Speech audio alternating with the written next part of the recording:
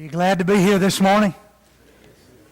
It is good to be here and good to see you. It's an exciting weekend, isn't it? The opening weekend of college football. Well, that didn't go over so well, so let's move on to the next topic. For those of you that are visiting this morning with us, we're glad to have you here. It is an annual trip of ours to attend Polishing the Pulpit, and every year I am always blessed by the opportunity to sit at the feet of some great gospel preachers and some great elders and men within the church, and I always want to try to bring you some of that back. I try to avoid the lessons that maybe Jimmy or Freda or one of the Killens were in, but y'all may have to humor some lessons again that you've already heard, as I don't remember all the ones they were in. But I do remember the ones that impacted my life in a very big way. I want to share one of those with you this morning. The directors of Polishing the Pulpit asked Representative John D. Berry, who is a politician, who is a gospel preacher, who has been a representative in the state of Tennessee for over 20 years now, to address this question. Did the founders of our country intend for God to be banished from the public square? I'll admit to you right out of the gate, with no racist behind me at all, that Brother D. Berry is a black guy, and he's a lot of fun to listen to. He gets going, and if you've ever been around black preachers much, you know their style, and he gets going, and he's an older gentleman, and sometimes you think, Lord, please help him to come back down just a little. Because his age is adding on up, and he gets really excited, and he gets really going, and I was telling the guys upstairs, if only I could do it with half the energy and the passion that he done it over there. He really had a lot to say, and he began by saying that our world has been ruled by monarchies. I mean, you go back in the Bible times and just remind yourself of Egypt, way back in the days of Joseph.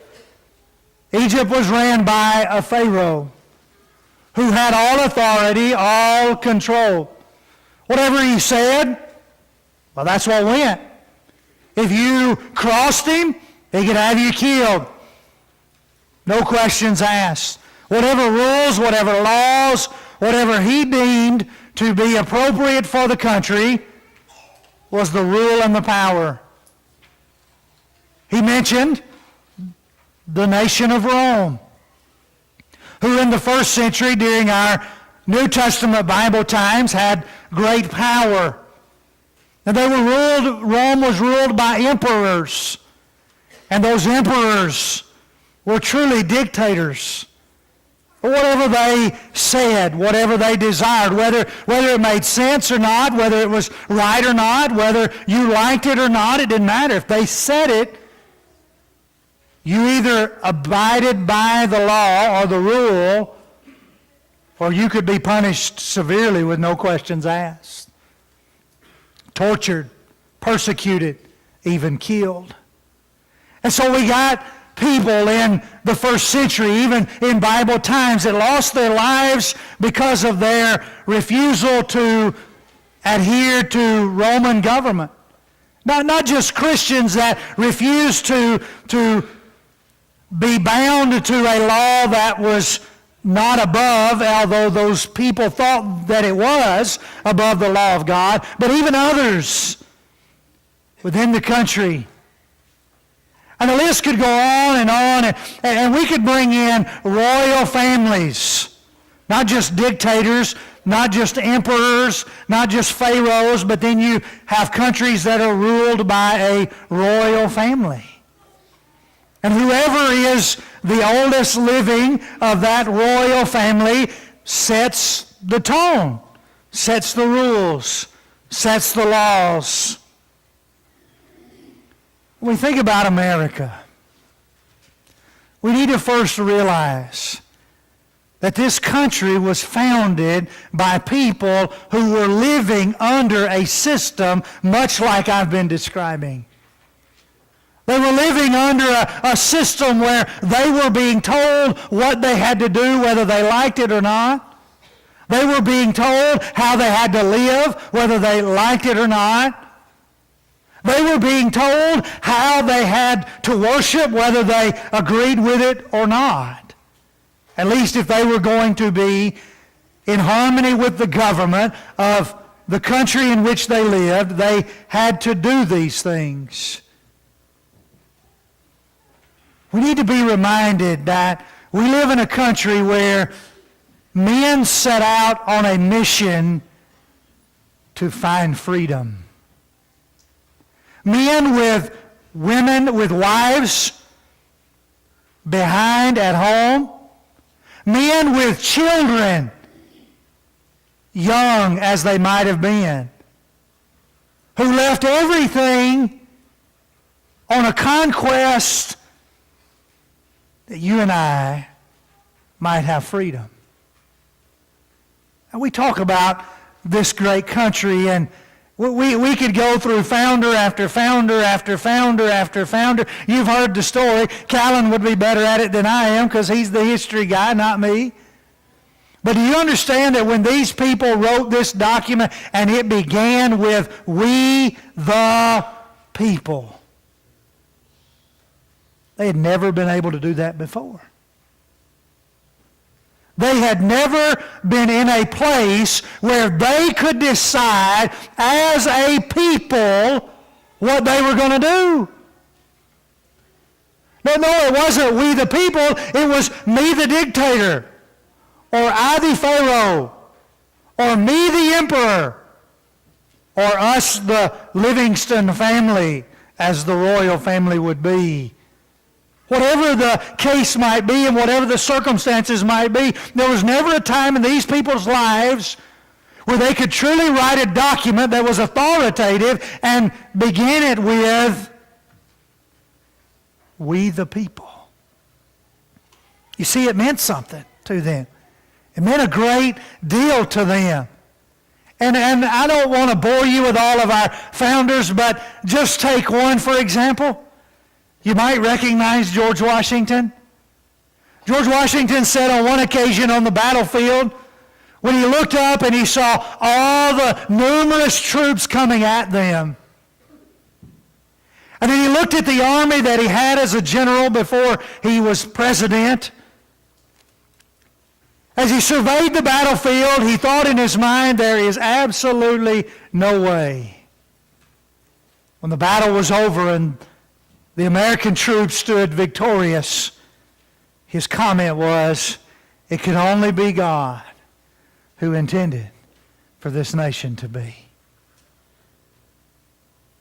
So much of what we're built upon revolved around God. Comments like, well, it is the duty of all nations, he would say, to acknowledge the providence of Almighty God. And we could talk about Thomas Jefferson. We could talk about John Quincy Adams. We could talk about John Hancock. We could talk about founder after founder after founder. If you'll go back in your history and do a little research on the Ivy schools in our country, according to Representative DeBerry, they were all started with religious principles. They were all founded on religious morals, and every one of our founders, every one of our leaders in the beginning of our country were trained at Ivy League schools, a place where the Bible and God were honored and revered. Some of you will recall in the late 1960s when then Russian leader said of this country, "We'll take America without firing a shot." We'll take America without firing a shot. And we're, what, 80? Almost? Right at 60 years rather? Don't get me to doing that. 60 years removed? Right at 60 years? Some of you are looking at me thinking, yeah, I remember that, but I ain't nowhere near 80. Some 60 years removed from that? We're still here. America's still standing. The question I have for you this morning is why? Why? You see, monarch after monarch, nation after nation, dictator after dictator, emperor after emperor has fallen. But America still stands. And the question is, why does America... I don't know how long she will stand. I'm not here to predict or prophesy anything. I'm just simply making the point to you that as you analyze the monarchs that have arisen, they have all fallen, one after the other. Maybe a generation, maybe 2 generations, maybe 300 or 400 years. But that's about as long as you've got. None's lasted. If America was being viewed in the late 1960s as a country that would fall without a shot fired, why are we still here in America in 2018? Is it because that everyone stands with their hand over their heart in reverence when the national anthem's played? The answer's no. Have you seen the controversy lately? It's pathetic, isn't it? Is the answer because everyone honors that flag that has those 50 stars and those 13 stripes, and they're all very carefully structured and strategically placed, and everyone flies it with honor and respect and treats it like it's a very precious jewel? The answer is no. Have you watched Facebook lately and seen someone out on the sidewalk throw a flag in a burning barrel? There was a time when you couldn't even let it touch the ground. And now we're burning it publicly on display and posting it all over the world. Why is America great? Is it because everyone in this country believes in God as the Almighty Creator? You know the answer to that. The answer is no. Not everybody in this country believes in the sovereignty of God and that He is the Creator and that He is the sustainer of life. Maybe it's because everybody in this country reads their Bible. I would like to think that everybody in the church reads their Bible. That would be a victory in my mind. I can't even imagine how many in our country never even dare to pick up a Bible, much less read it. We could go on and on and on. Why is this country so great? And here's what Representative DeBerry concluded, and it's the only conclusion that you can have, is the only reason why this country is so great, and the only reason why she still stands today is because God is full of mercy and grace. That is the only conclusion that you and I can make. God is being merciful and gracious. So what do we need to do in response to that conclusion? What do our politicians, if you could get the chance to tell a politician anything in the world, I'm going to give you a 2.5-minute session with me, and you just tell me anything you want to tell me. Let me just be quite honest with you. If I could drive back to my home state, which I hope to do tonight, Lord willing, and I could sit down with let me tell you what my state did this week. Can I tell you? I don't want to get on a soapbox, but I'm a little disturbed. Can I tell you what my state did? My state voted to decline the lottery on Monday. Man, ain't that awesome? Let me tell you what my state did on Tuesday. They reversed the vote and passed it. Well, if I could sit down with, and I know some of them personally. Well, if I could sit down and have 2.5 minutes with you, you know what I'd like to, I could fire off. Man, some of the comments I've read this week about how we're losing money and about how people are driving to surrounding states. Well, I could just tell you excuse after excuse after excuse. I could tell you story after story. Let me tell you something. You're looking at a guy who wanted to be a political science major. I was going to retire as a politician. I like politics. You understand? I know what's going on in my state. I keep up with it. Absolutely. I know how it works. I know how it functions. I know how they vote. I know everything in and out of how all the system operates within my state of Mississippi. I've studied that. Oh, if I could just, I could feel their, let me tell you something. If you get a chance to talk to a politician, you know what you need to tell them? You need to tell them Romans 1.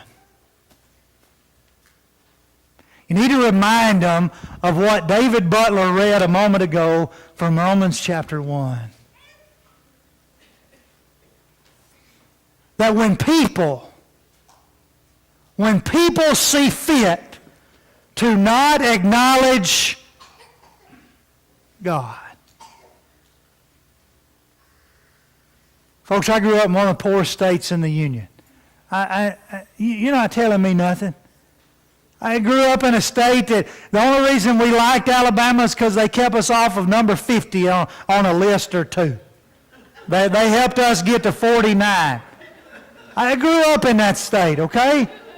I understand it.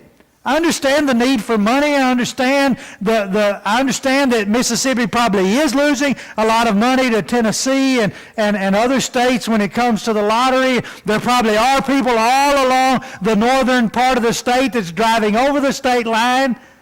I'm not doubting any of that. My only question is, who are we really depending on to take care of us? Who are we really depending on to provide?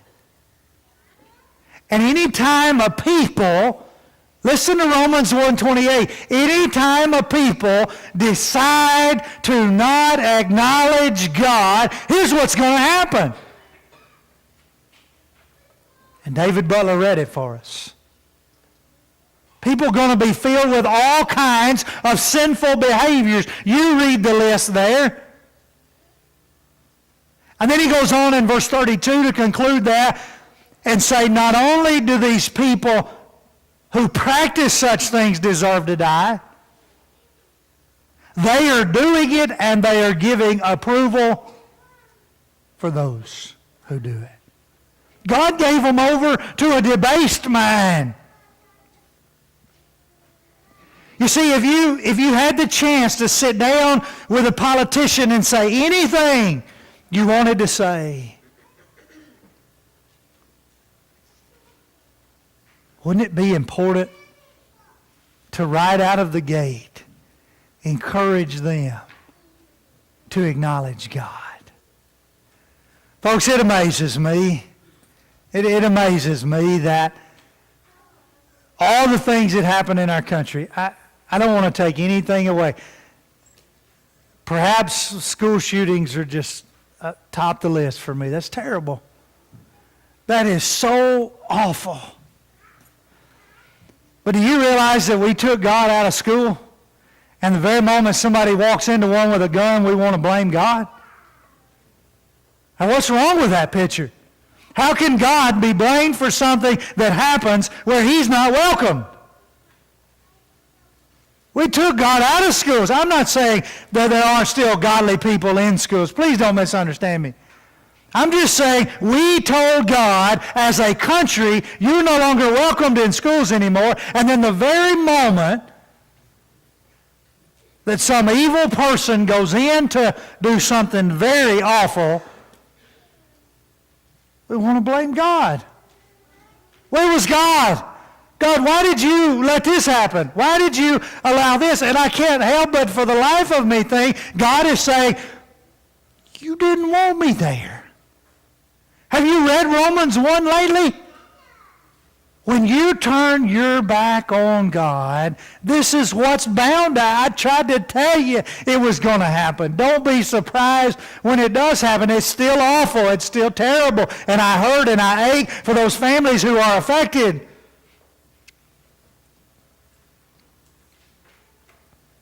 If I could sit down with my politician, what would I tell him or her? You see, here's what Representative DeBerry, as he closed, he said, here's what we got to do. We got to get America back on track. How do we do that? America's still great. You know why America's still great? Because God is still great. Well, we got to get America back on track. So how do we do that? Well, we've got to get people who aren't being conformed to the world.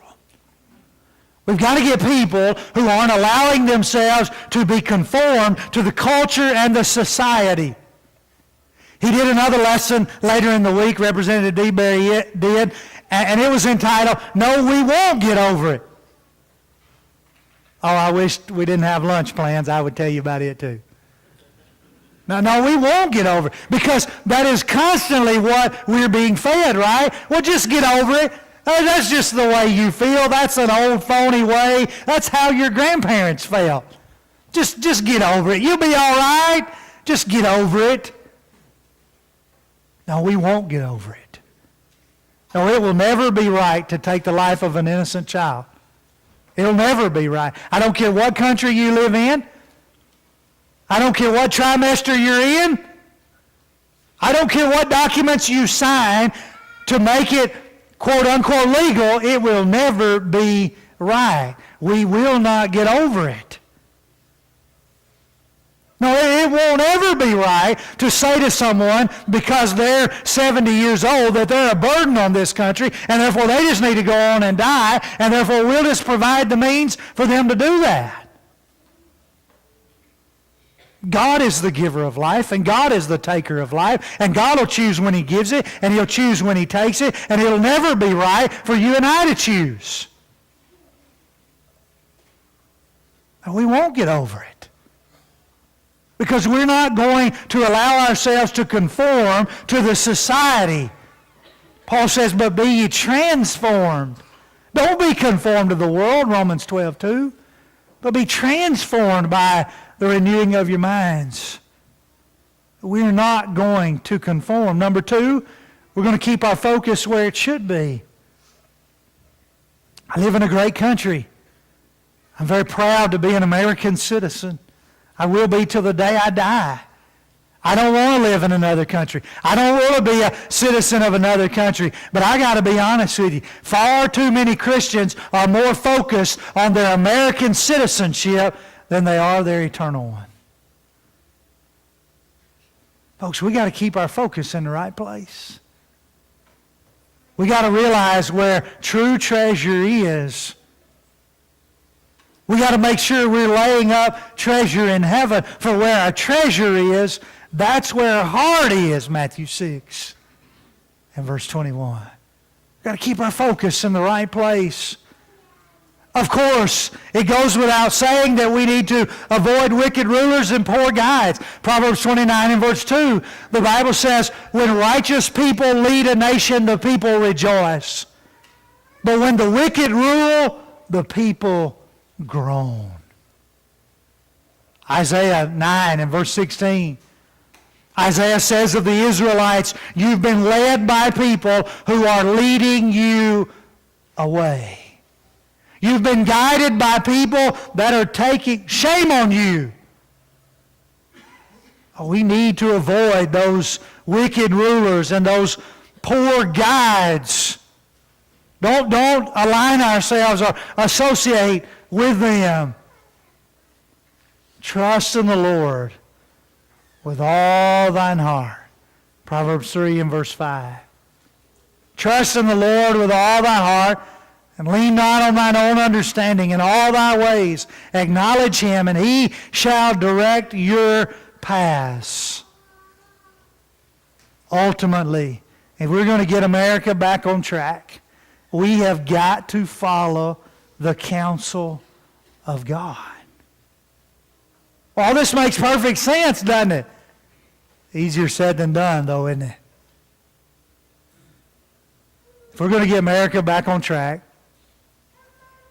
we got to realize that it's God who holds the key to salvation. And only God.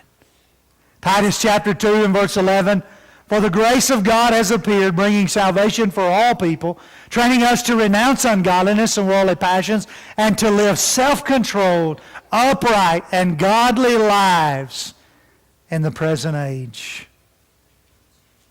It is God. America stands today because of the mercy and the grace of Almighty God. And she will stand until God chooses for her to fall. God is the one who holds the key, not some particular individual or a group of individuals. There he is, Representative John D. Berry. And he said, I got three things I need you to hear. Did you hear me? I got three things you need to hear. Can I give them to you real quick? If you don't misunderstand me, it's not the donkey or the elephant.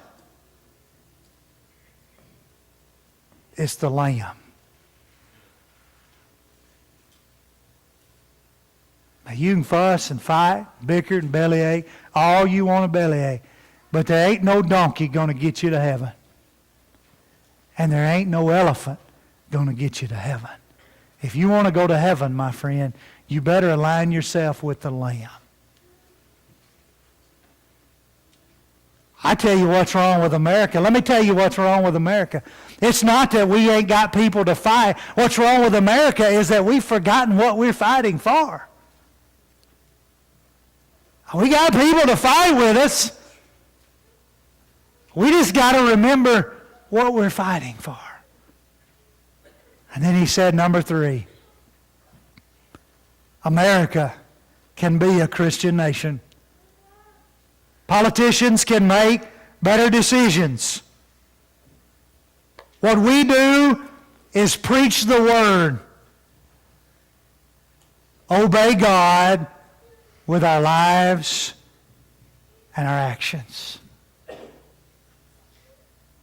What we do is preach the Word. What we do is obey God with our life and with our actions. What we do is we live a Christian example in the life and in the face of others around us. We want America to be great. Absolutely. We want America to be a Christian nation. He said, what did you ask me?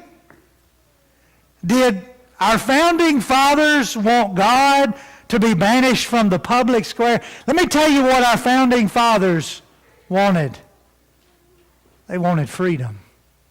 All kinds of freedom, including religious freedom so that they could worship and serve God. Banished, you say? What I see might be the biggest problem is that we've got people claiming to be Christians who have banished God from their public square. We praise Thee, oh God. Do we? Do we? It might just be this morning that what we really need is the last verse. We need a revival within. America can be great. She will be great. As a nation, she can be a Christian nation when you and I live and lead a Christian life. Is that you this morning? It may be that we need to quit belly aching about our country and start adjusting our own spiritual decisions within our own lives. It may be that we need to quit being so concerned with what's going on in state politics and be a little more concerned with what's going on in our spiritual journey toward heaven.